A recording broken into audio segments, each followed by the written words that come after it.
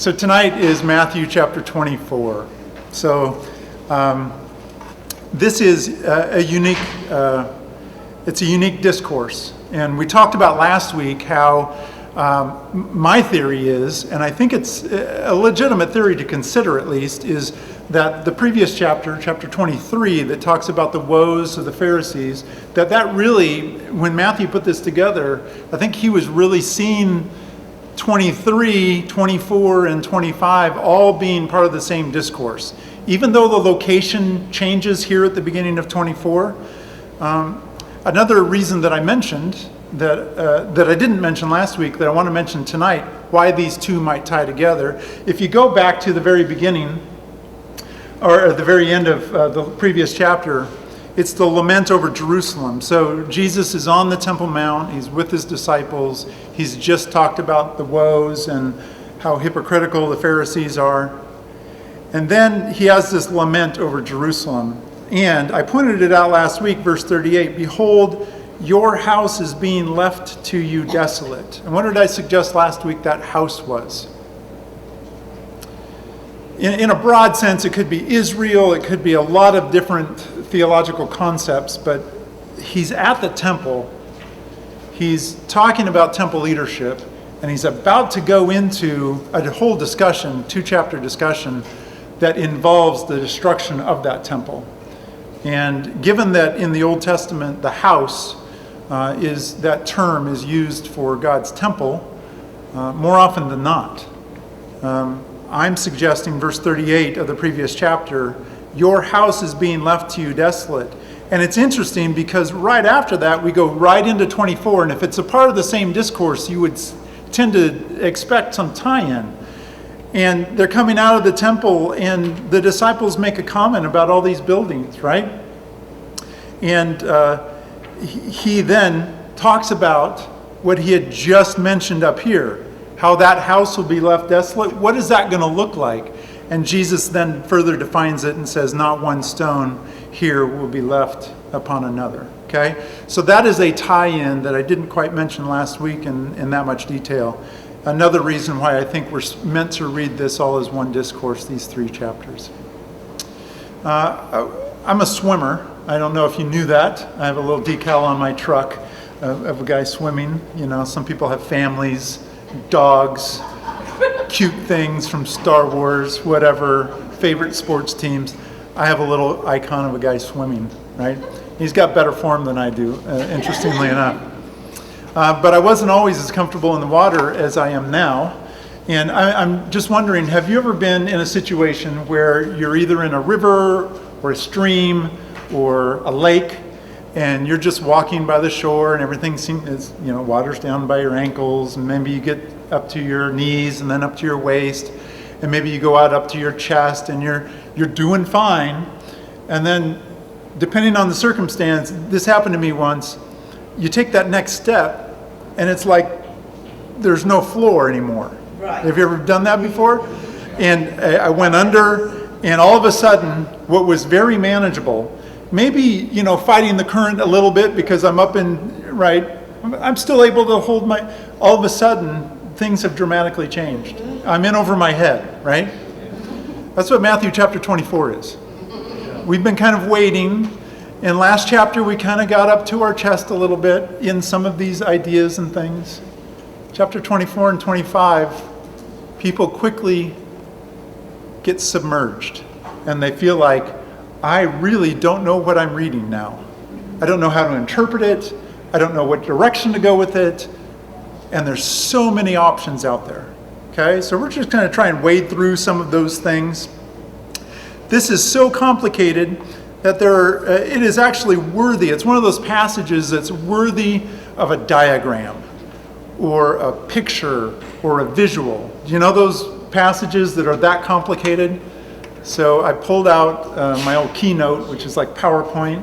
Haven't used it in years, and I actually have a keynote presentation to begin tonight. Is this exciting or what? Yeah? I sure hope it goes well. So, Matthew chapter 24, the signs of the times. I'm going to, first of all, present a timeline. And because Matthew 24:25 has so many different ways that people read it. I mean, literally, if you get into commentaries, we don't have enough time to even talk about the major views, let alone some of the minor offshoots of those views, okay? So that's not my intent tonight. What I do want to try and give you is a framework from which, if you do go read somebody else and they have a different idea than you at least have a framework to understand where they might be coming from or how they might be reading these two chapters. So I'm going to start with a timeline. Is that safe? Okay, so let's do that. This first slide this is the way we might be tempted to see things. From our vantage point, do you see where the big red star is? Where's the big red star? It's on modern day, that's now. That's you as an audience member, as a reader of this text, your perspective, okay? And there are some things that we assume coming from our perspective. We assume that we read about in the Gospels, we read about Christ's first coming, right? That's pretty self-explanatory. We also believe, depending on different variations, but we believe in a second coming or a return. Lots of different views what that might look like, how that might play out, what comes first, whether it's all that. But everybody pretty much believes, yeah, he's coming again. Okay? We get to the end of Revelation and it seems like that's what it's talking about. We also would agree that there's this fall of man that was a significant event early on, right? Right after the creation of the world. Okay, these are some assumptions. We might call the time from the fall of man to Christ's first coming as an old covenant age. Now, some of you are going to get really particular and want to argue a point that really the covenant may have begun with Moses, right? Or maybe we could go back to Abraham where some promises are made in Genesis 15. There's at least one view that most people accept, that when you go back to Genesis chapter 3, verse 15, there's a promise given in that the ills of Adam, the fall of Adam, will be fixed by the son of the woman or the child of the woman, right? So I'm calling that the old covenant age because the problem first started with the fall of man. Okay? That's kind of an assumption, the way we might look at it. The second age that we might consider, if that's the old covenant age, we might consider that we are now in what's called the church age. Have you ever heard that? And I would agree with this. We are in an age of the ecclesia, the called out ones, okay? Lots of different ideas about when and how that started, when and how it might end, all kinds of different things that we won't get into, but let's just say we might be tempted to view things from that perspective. And then most people would also view that after the church age is over, at Christ's second coming or his return, there is some sort of an age to come, some sort of a better situation than we currently exist, right? Okay? You see how we might be tempted to... Now, Matthew 24 is interesting because some people believe that all of Matthew 24, or at least a large portion of it, refers to where that blue block is. All future. You might be one of those people. That might be the way you read it when you get into Matthew 24. There might be a little bit about the destruction of the temple, but all of a sudden we're all future. Okay? There are some people that believe Matthew 24:25 is talking about something that happens around Christ's first coming. Okay? Same passage. Completely different conclusions. Do you see? And if that's not bad enough, there are some people that believe that parts of Matthew 24 refer to the end, parts of 24, or the beginning, parts of 24 refer to the end, and then parts of 24 he bounces back and forth, so then he might be talking about the beginning again. And how do we distinguish when he's talking about something about his first advent or his second? And that's part of the fun debate about how to read these chapters, is people have all kinds of opinions as this applies there, this applies here, right? Have I lost you yet? Okay, good. My PowerPoint's working. Let's see if I can remember what's next. So, in chapter 24, verse 3, there is a question. I want you to look at it because it won't be up on the screen, but I'm going to reference it. We studied it in your lessons. 24:3, there's a question that's asked. When will these things happen? What's the question in response to? Jesus' statement that, oh, you see all those pretty buildings? All those are going to be torn down. And they follow up with a question that says, when will these things happen? What will be the sign of your coming and of the end of the age? Now, my premise tonight is going to suggest to you that maybe the disciples understood that as one question. But we, and commentators today, theologians today, have dissected that one question and parsed it out into different answers. And that's why we can jump here and jump back and jump all over the place, because people want that question to actually come in either 2 or 3 parts.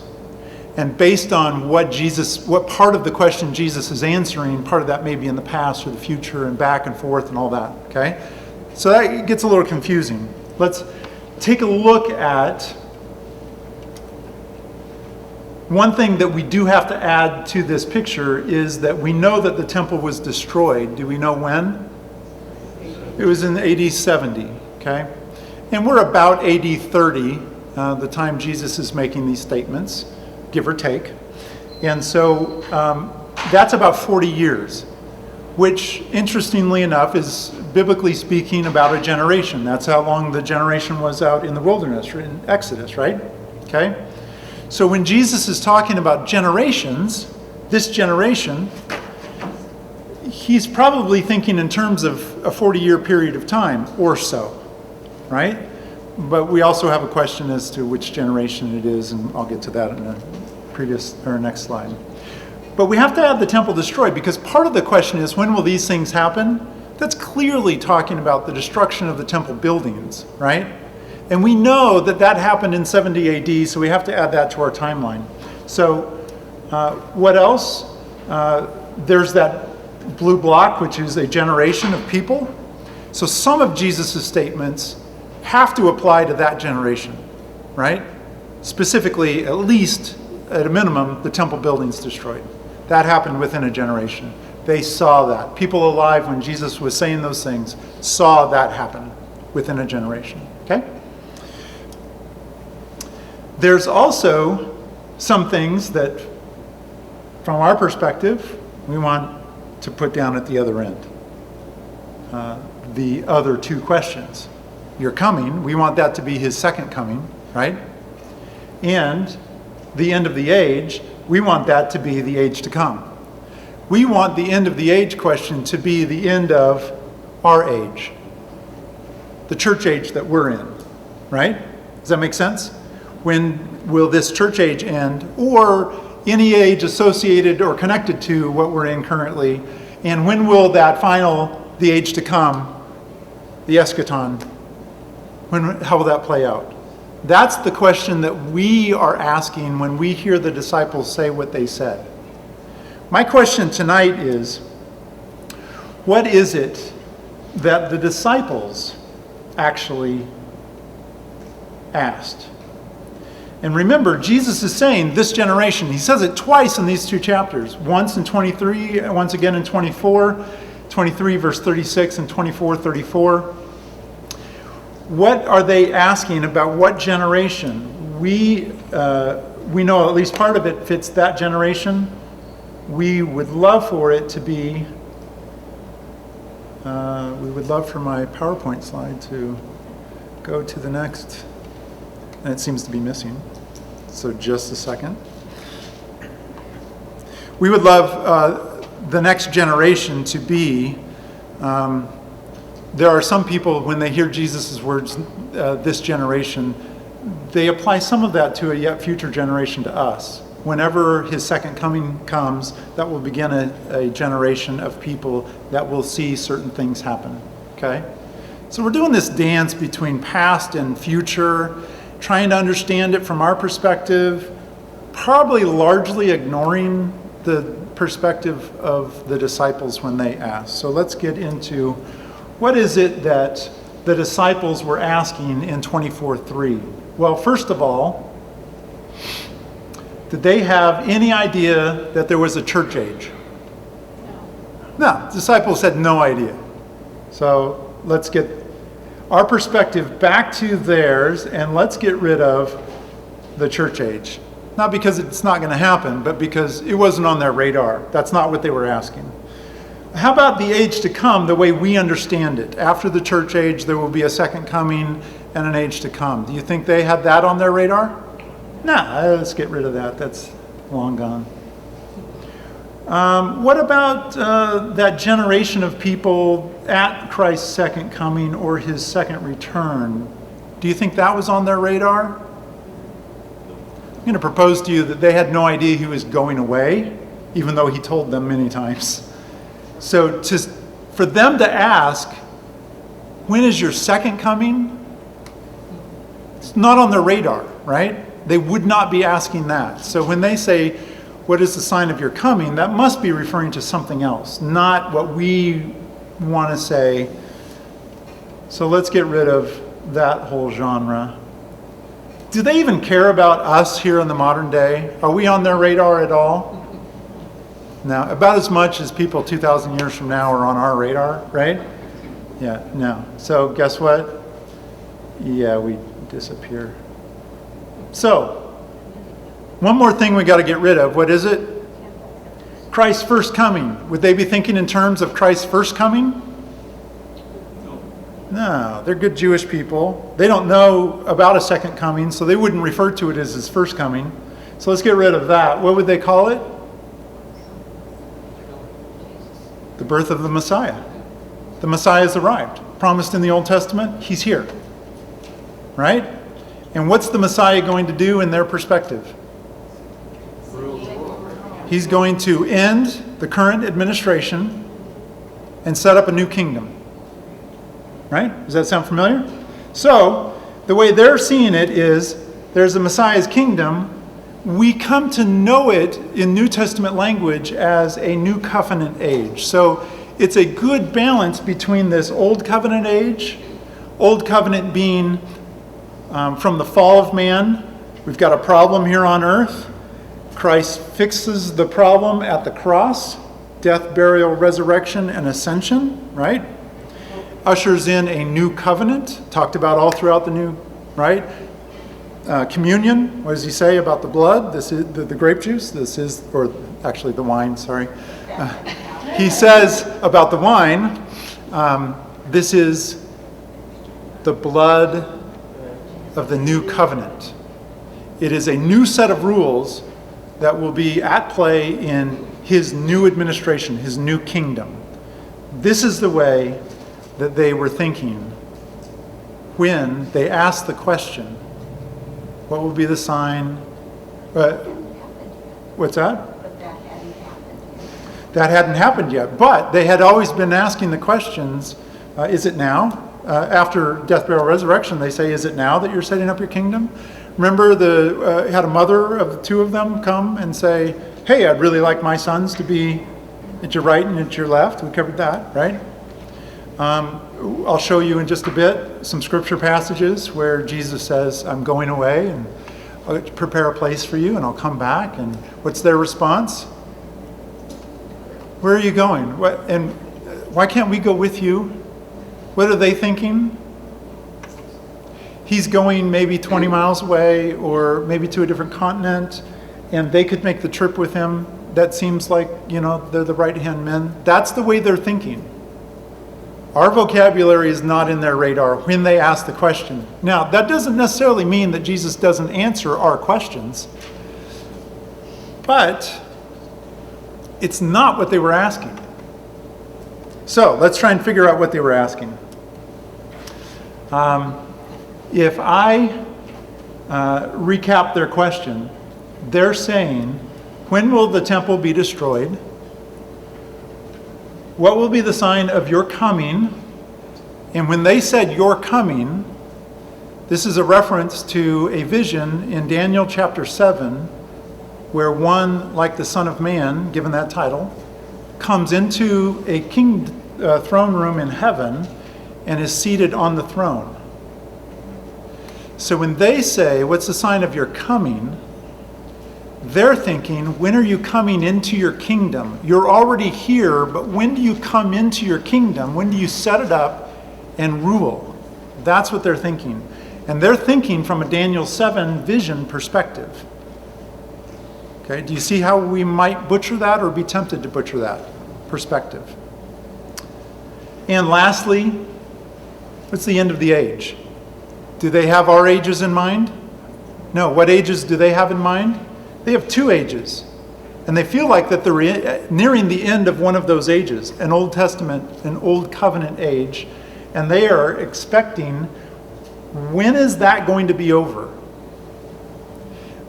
What I'm going to propose to you is one way to read this or consider this text is from the disciples' perspective.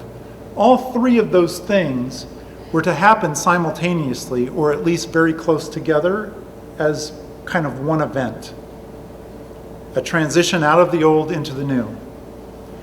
And I want to challenge you to think that Jesus' answer is that all of these things will happen within this generation. You will see the temple be destroyed within this generation. Coming in power, like Daniel 7 predicted, within this generation. And you will see the end of this current Old Covenant age within this generation. Does that make sense? Whether you agree with it or not, do you at least see how the perspective of the disciples would have been dramatically different than the questions we're asking? Now, part of the question is, what question was Jesus answering? And that's valid. So, what I'm going to do is suggest, I don't know if you saw that last little bit, but instead of having these 2 converge at one point, what I'm going to suggest to you, because we know that the new covenant really began at his advent. It was predicted the king has arrived. That's what we read in the beginning of Matthew. He is here. And all throughout Matthew's Gospels and the other Gospels, we hear language of the kingdom is at hand. Not meaning, or it's near. Near not meaning that it's right around the corner, but it's actually near in the sense that it is arriving. It's at the front door. We are opening the door and it is here. That type of near. And so in Jesus' answer, what I want to propose to you is this way of thinking about it. Really, the new covenant age begins at his birth, the birth of the Messiah. That's when the new covenant age begins, because he is the Messiah. But in his answer, what I want to propose to you is that old covenant age doesn't end until that temple is destroyed. Now, why would I say that? It almost sounds heretical. I mean, if you're in theological circles, it's almost heretical, because we want to jump into that church age when? At Pentecost, by Acts 2, we want to be in the church age. We want to be done with the old and in with the new. But let's look at it from the disciples' perspective. What are the disciples tasked with at the end of Matthew? We haven't gotten there yet, but you know what it is. Go and spread this word. Why did the disciples have to do that? Didn't everybody on earth know? Didn't every Old Testament faithful servant of God spread throughout the world already know about Jesus at the time of his ascension? No, there were thousands upon thousands of people that had true faith in God, that visited the temple and gave offerings at the temple as often as they could out of true faith, that needed to hear about Jesus. Let me ask you this question, hypothetically. I'm a Old Testament saint. I'm a believer in God's promises that a Messiah will come, but I haven't heard about Jesus yet. And I'm going to Jerusalem, and I'm giving my offerings, but then I go back to Ephesus. That's where I live, and I can't make it to Jerusalem very often. And let's say God destroys the temple. right at his ascension. Death, burial, resurrection, ascension, and the next day the Roman army comes in. But I'm where? I'm not in Jerusalem. I don't know the story of Jesus. I'm in Ephesus.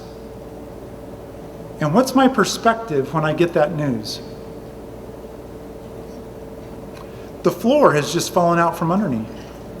My whole faith structure, the way I know my God in a true faith. I'm not talking about a hypocritical Old Testament Pharisee type faith, okay, that is called a faith, but it's really not. I'm saying if you can get into my heart as this Old Testament saint, I'm like Abraham. I had come to faith and it was credited to me as righteousness. I'm going to propose to you that there's a whole generation of people on the earth at the time of Christ's death, burial, resurrection, and ascension that were true believers, that had the temple gone away immediately, they would have been theologically and spiritually lost. They would have just been, they wouldn't have known what to do, right? So practically speaking, today we could just put a commercial on, or we could have 60 Minutes have a show on it, we could put it on Facebook, and we could get the word out really quickly, but that's not the case back then. So what Jesus is proposing is this period of time, one generation, where the new age has started, but the old age hasn't completely wrapped up yet. And it's not until that temple is destroyed that that door is completely shut. After the temple's destroyed, nobody can go to the temple and give an offering, even in true faith, right? But for the next 40 years, there's going to be people coming to the temple and offering true, faithful offerings to the God of the Old Testament, believing in a promise of a Savior coming someday, but never having heard. How do I know this? If you turn to Acts chapter 18, you've got Paul going into Ephesus. It's one of those really weird passages that nobody knows what to do with, but Paul goes in and he meets 12 men. And they are disciples, but they're not disciples of Jesus, they're disciples of John the Baptist. This is Acts chapter 18. This is at least 30 years after the ascension of Christ. And they have a discussion back and forth, and he says, "Oh, you're a believer. Where were you baptized in?" And this is the baptism of John the Baptist, which was a great true faith message. Repent, right? Still valid, except it's not complete. And what's the conversation go to? It goes to, oh, John was preaching about somebody that would come after him. That man was Jesus, and you need to be baptized in Jesus' name. 30 years later, this group of 12 men that have been following John the Baptist's repentance message for 30 years are introduced to Christ. What if that group had heard about the destruction of the temple? They would have been lost. So Jesus gives this generation where either all the faithful die in their faith and go to heaven, or they hear the message of Christ and are able to transfer that faith from a promise of a Messiah to the Messiah himself. And at that time, yeah. Acts 19. Oh, Acts 19, sorry. 18 talks about Priscilla and Aquila, I think, so pretty similar. So, I want you to start thinking about this generation of when's this temple going to be destroyed? When is your coming? When are you going to come in power into your kingdom? Like Daniel 7 suggests you will. And what's the end of not our age? They're asking, when's the end of this age going to happen? And Jesus says, within a generation, this Old Testament, Old Covenant age will completely end. And we will fully transition into the New Covenant age that some people are already coming into now, and you're going to be adding more during your lifetimes. Does that make sense? Okay. Whether you believe it or not, that's a different matter. But something to ponder at least. So let me try and back some of this up with just a few things. as we get near our close. Luke, we went to Luke once on the abomination of desolation in your study, right? And Luke was very helpful, at least I don't know what you discussed in your groups, but Luke was very helpful for me because Matthew uses this Old Testament prophetic term, the abomination of desolation, which you and I look at each other just like Luke's audience, the Gentile audience that Luke had, and we're like, what does that mean? I have no idea, right? Luke explains it. What does he takes out abomination of desolation, and what does he put in? When you see Jerusalem surrounded by armies, that's what Matthew means by the abomination of desolation. What's the sign of the coming? He also does this with the question that they ask. So we're over in Luke 21, verse 5. And while some were talking about the temple that was adorned with beautiful stones and votive gifts, so this is Luke's version of what we're reading in Matthew, Jesus says, as for these things, not one stone will be left, right? In verse 7, they questioned him, saying, now remember our three-part question that we pick apart in Matthew? Listen to what Luke says is the equivalent in Gentile terms. Teacher, when, therefore, will these things happen? And what will be the sign when these things are about to take place? Do you see in that phraseology that they were asking one question? Yeah. Matthew puts it in Jewish language, end of an age, right? Son of Man, coming of the Son of Man. Those are Old Testament Jewish expressions that a Jewish audience would understand. But Luke's audience wouldn't understand that, so he just rephrases it to, this is what they mean. When are all these things going to happen? All the stuff you've been talking about, all destruction of the temple, right? So if we get back to Matthew, I want to just show you briefly, and then we'll close, that when I've got purple for your coming in the question up here, and I've got green for the end, and a little orange, the age. Okay? I want to show you that Jesus answers the end question first. The end of the age. What will be the sign of your coming and the end of the age? Well, he goes through a long discussion in verses 6 through 13 about, you're going to hear about this. That's not it. You'll hear about that. That won't be it. You're going to hear rumors about this. Don't be dissuaded. That's not it. What's the question? What will be the sign? There's going to be a sign when these things happen. We don't know the sign until we get down to verse 15, when there's a therefore. Therefore, don't be distracted by all these things that are going to pop up and try and cause you to put your attention on them. Disciples, the sign is the abomination of desolation. When you see the Roman armies surrounding Jerusalem, then that's your sign. The end of the age is about to be here. And then Jesus goes into a discussion answering the second part of the question about your coming. And he uses Daniel chapter 7 language all through the rest of this chapter. It's in purple, verse 27, so will be the coming of the Son of Man. In verse 30, the sign of the Son of Man. The end of that, the Son of Man coming on the clouds of the sky. That's not a second coming. That's the way we want to read it. That's a coming into his kingdom, Daniel 7 verbiage. Verbatim right there. Verse 37, for the coming of the Son of Man will be just like the days of Noah. Verse 39, so will be the coming of the Son of Man. And then again in 44, for the Son of Man is coming at an hour. Do you see all those references?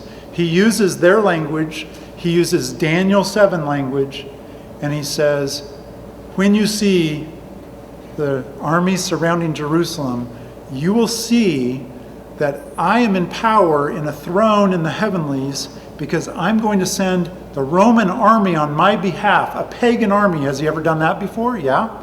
Old Testament, he used pagan armies all the time. I'm going to send a pagan army to surround Jerusalem and bring judgment on this temple and its leadership. And when you see that sign, I'm coming. Are they going to see him physically? No, but that's not the question. The question is, what's going to be the sign here on earth that you've taken your throne, like Daniel 7 said you would, when you disappear into the clouds at your ascension? How do I want to close? Here's it. We can get really lost. There's a lot of different directions people go with these chapters. Some people get fanatical about wanting to predict a time and a date, right? When I was in youth ministry, there was a gentleman here in America that predicted a certain time and came and went, and we had a good time watching it, knowing that nobody knows, right? So I think the message coming out of this, no matter how you read these two chapters, the message coming out, and then we'll see this in more detail in the next chapter, the message is, let's be ready. Because every single generation since Christ was here thought, including the disciples, thought that their generation was the one. And we are no different. We have people writing books and all kinds of stuff about we're the generation. He's coming this generation. The odds are he's not coming in our generation. But does Jesus play the odds? No, he doesn't play the odds. That's the message that we need to hear. Because whether it's Christ returning while we're alive, or us dying and meeting him that way, every single one of us will meet our Maker. All of us here, all of us out there, we're all going to meet our Maker. And whether it's on your way home tonight in a car accident, or it's 38 years from now, or it's 90 years from now, we will meet our Maker one way or the other, right? And we need to be ready every day, because we don't know when that's going to happen, whether it's his second coming or whether it's us going to meet him in unfortunate circumstances. So as you go about your reading this next week and you're diving into chapter 25, there's a lot of emphasis on being ready. I would just ask you to contemplate, how am I doing in that area? And if you're doing pretty good, what's the next question? How about those around you? I had a discussion just earlier. It's easy to pontificate theology about what's going to happen when everybody dies. But when you're talking about my kids and your kids, what can I do to be ready myself and help prepare others to be ready themselves? That's what we're about. And that's what we need to get out of these 3 chapters. Dear God, thanks for tonight. Thanks for a chance to dive into your word and be challenged by maybe a new way to think about it, but also an old way that has been true for every generation, that we need to be ready, that we need to live consistently with your covenant, your promises. Help us to do that today and help us to lead others to that truth. In Jesus' name, amen.